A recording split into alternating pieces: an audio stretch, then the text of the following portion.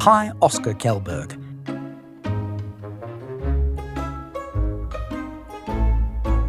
Oscar Kjellberg revolutionized ship repair. The ESAB 4 was built using the most advanced welding techniques of the time.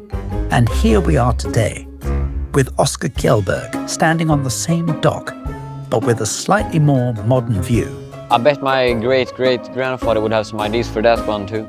Welding in the 1930s was hard. It required the strength to handle heavy equipment. Oscar, do you know how to weld just like your great-great-grandfather? You know, it's all about precision and productivity. You kids. What about real welding? You mean old school? Sure. Lindholmen was home to shipyards and heavy industry, where hard work and steel met the sea and where ESAB played a key role in keeping the ship sailing. Today, Lindholmen is a cluster of innovation, AI, self-driving cars, and groundbreaking technology. And ESAB is still here, leading innovation for the next generation of welders. Grandpa built the foundation. Now they're taking it to the next level.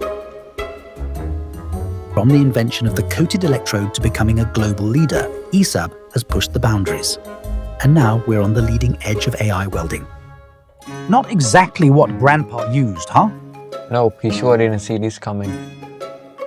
From the docks of Gothenburg to a leader of welding and innovation, the legacy continues 120 years strong, welding the past into the future.